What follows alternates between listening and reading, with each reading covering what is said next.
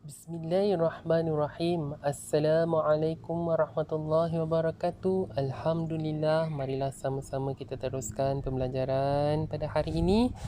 Pendidikan Islam tahun 4, bidang sirah, janji setia penduduk Yathrib siri yang pertama. Baiklah, marilah sama-sama kita menandatangan mengaminkan doa belajar. Mudah-mudahan kita faham tajuk kita pada hari ini, seterusnya dapat dihayati dalam kehidupan seharian insya-Allah. A'udzu billahi minasyaitonir rajim. Bismillahirrahmanirrahim.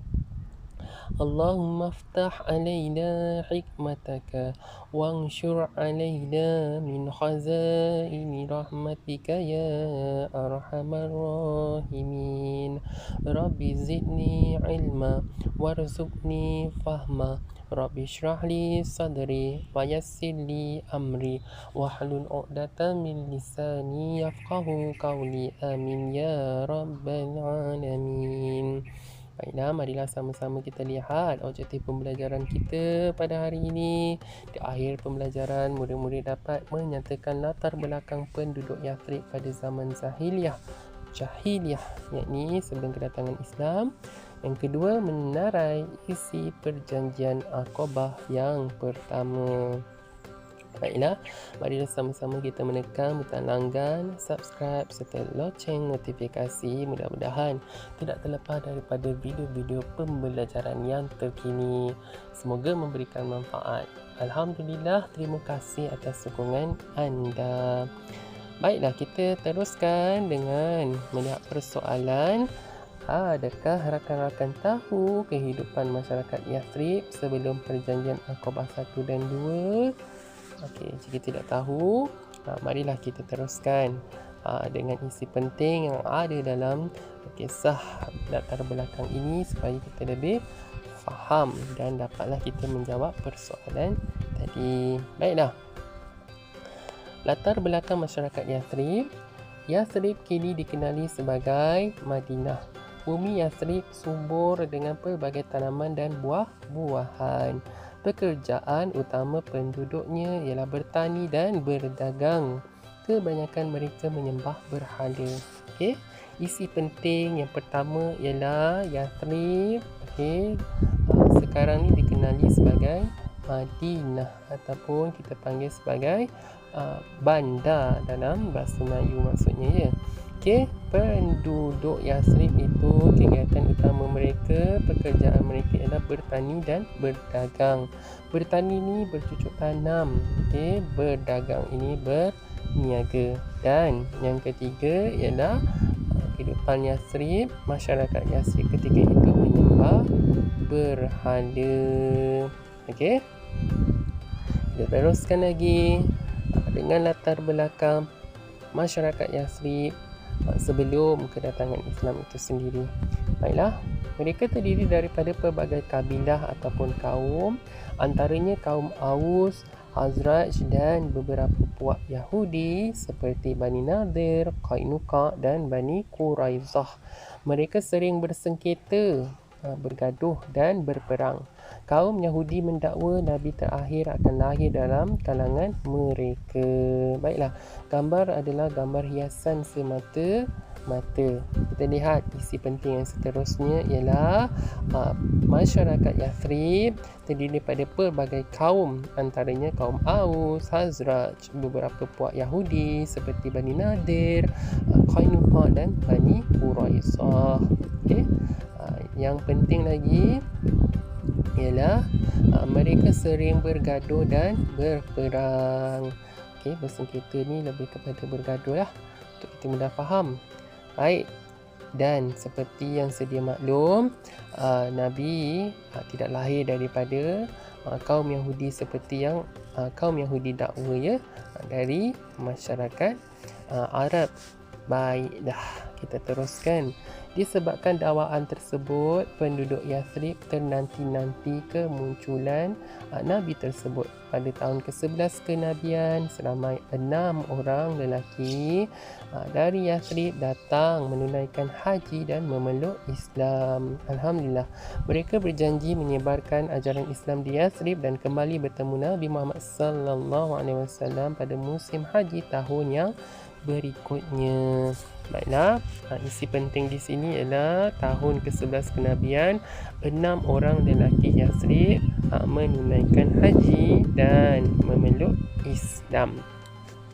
Baiklah, kita teruskan lagi dengan perjanjian Aqabah yang pertama.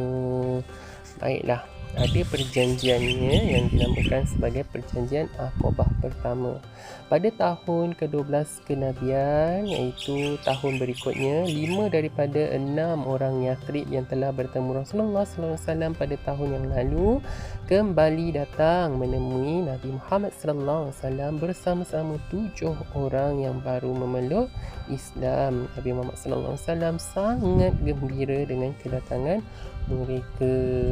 Baiklah, isi penting di sini tahun 12 kenabian, 5 daripada 6 orang Yathrib datang bertemu Rasulullah bersama-sama 7 orang yang baru memeluk Islam. Perasaan Nabi Muhammad ketika itu sangatlah gembira. Kita pun berasa gembira kerana umat Islam bertambah. Okey, tahukah anda agama yang paling ramai penganutnya di dunia ini ketika ini ialah agama Islam. Syabas saya ucapkan kepada anda semua. Okey, baiklah, kita teruskan lagi dengan isi perjanjian Aqabah. Ada 6 semuanya. Kita lihat isi perjanjian Aqabah satu per satu. Yang pertama, tidak syirik kepada Allah. Ini ialah perjanjian yang mesti dipatuhi, iaitu pertama, tidak syirik kepada Allah. Apakah tidak syirik itu? Bermaksud tidak menyembah selain daripada Allah Ta'ala, hanya menyembah Allah yang satu. Baiklah, yang kedua, isi perjanjian Aqabah ini tidak mencuri. Okey, yang seterusnya ialah tidak berzina, iaitu apabila lelaki dan perempuan melakukan persetubuhan sebelum pernikahan. Baiklah, ini adalah haram di sisi Islam dan berdosa besar. 1, 2 dan 3. Tiga-tiga ini merupakan dosa-dosa besar. Seterusnya yang keempat, tidak membunuh anak perempuan. Kenapa? Sebab ketika itu anak perempuan dibunuh kerana dianggap sebagai beban dan tidak bernasib baik. Baiklah, ini juga merupakan salah satu dosa besar kerana membunuh anak. Jadi ada dalam perjanjian Aqabah ini dapat menyelamatkan anak-anak perempuan yang lahir kerana tidaklah menjadi mangsa kepada pembunuhan. Yang seterusnya, yang kelima, ialah tidak melakukan fitnah. Fitnah ini apabila kita tuduh seseorang melakukan sesuatu yang orang tersebut tidak lakukan. Contoh, ini contoh saja ya, bukan contoh. Kita tuduh si Z ni ataupun si A ni, kita gunakan huruf je lah senang ya, si A ni mencuri padahal dia tidak mencuri pun, maka kita telah pun melakukan fitnah terhadap si A ini. Baiklah, yang keenam ialah setia kepada Rasulullah sallallahu alaihi wasallam. Jadi enam perjanjian Aqabah pertama ini mestilah kamu ingat supaya dapat membezakan dengan isi perjanjian Aqabah yang kedua dalam siri yang kedua nanti. Baiklah, kita teruskan lagi. Perjanjian Aqabah yang pertama, mereka dengan berbesar hati mentaati perjanjian tersebut. Okey, Apabila mereka ingin kembali ke Yathrib, Nabi Muhammad SAW mengutuskan Mus'ab bin Umair bersama-sama mereka untuk mengajar ajaran Islam. Ini merupakan bukti Nabi Muhammad SAW sangat memberikan perhatian kepada dakwah dan perkembangan ilmu. Besar jasa Nabi Muhammad SAW, dan individu penting dalam kisah ini adalah Mus'ab bin Umair yang ditugaskan untuk mengajar ajaran Islam. Okey, baiklah, kita teruskan lagi. Mengapakah Nabi Muhammad SAW memilih 6 perkara di dalam perjanjian Aqabah pertama? Okey, ada sebabnya. Yang pertama, manusia tidak ada pedoman dalam kehidupan. Okey, tidak ada panduan.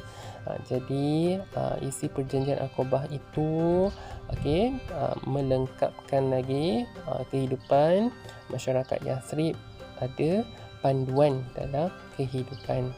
Okey, apa yang tidak boleh dilakukan menjadi panduan. Yang kedua ialah menjamin hak masyarakat selamat. Okey, semua hak yang ada dapat dipelihara. Contohnya, apabila ada isi perjanjian tidak mencuri, maka tidak adalah hak-hak ataupun harta-harta yang hilang. Yang ketiga ialah meruntuhkan sistem kekeluargaan. Baiklah, apabila isi perjanjian Aqabah pertama itu dipersetujui, dapat mengelakkan institusi kekeluargaan itu runtuh. Okey, yang keempat, menjaga keselamatan manusia. Yang kelima, mengelak daripada berlaku kekacauan dan huru-hara. Yang keenam, sentiasa dipimpin ke jalan kebenaran. Baiklah, apa yang ada di dalam perjanjian Aqabah pertama itu tadi, inilah antara sebab mengapa Rasulullah SAW memilih 6 perkara dalam perjanjian Aqabah yang pertama itu. Baiklah, kita akan sambung lagi dalam siri yang kedua. Terima kasih kerana menonton sehingga ke akhirnya, dan terima kasih kerana menekan butang langgan, subscribe serta loceng notifikasi. Mudah-mudahan kita berjumpa lagi dalam video siri yang kedua. Yang baik itu dari Allah Ta'ala dan lemah dan buruk itu dari diri saya sendiri. Sekian, Assalamualaikum warahmatullahi wabarakatuh.